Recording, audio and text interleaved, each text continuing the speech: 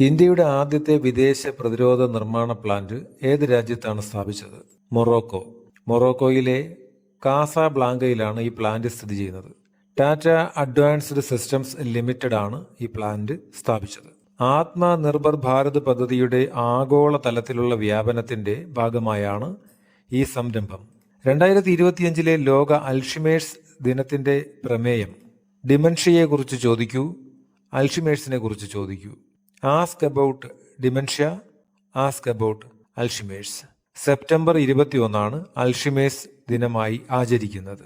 ഈ ദിനാചരണം Alzheimer's disease international എന്ന ആഗോള സംഘടനയുടെ നേതൃത്വത്തിലാണ് നടക്കുന്നത്. ഏത് രാജ്യവുമായാണ് പാകിസ്ഥാൻ അടുത്തിടെ തന്ത്രപ്രധാനമായ പ്രതിരോധ കരാറിൽ ഒപ്പുവെച്ചത്? Saudi Arabia. ഈ കരാർ പ്രകാരം ഒരു രാജ്യത്തിനെതിരെയുള്ള ആക്രമണം ഇരു രാജ്യങ്ങൾക്കെതിരായ ആക്രമണമായി കണക്കാക്കപ്പെടും. സമ്പൂർണ്ണ ISO സർട്ടിഫിക്കേഷൻ നേടുന്ന ആദ്യ ജില്ലാതല കുടുംബശ്രീ യൂണിറ്റ് കൊല്ലം. ഫ്രാൻസിന്റെ പ്രധാനമന്ത്രിയായി ചുമതലയേറ്റത് സെബാസ്റ്റ്യൻ ലെഗോർനോ.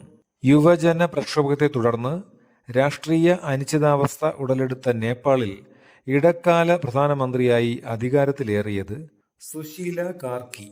സെപ്റ്റംബർ 12 ഇന്ത്യൻ നേവി ഗുരുഗ്രാമിൽ കമ്മീഷൻ ചെയ്ത നേവൽ ബേസിന്റെ പേരാണ് INS ആരാവലി. ഇന്ത്യയിലെ ആദ്യത്തെ മുളയധിഷ്ഠിത ബയോ എഥനോൾ പ്ലാന്റ് സ്ഥാപിച്ചത് ആസാമിലെ ഗോലാഘട്ടിലാണ്.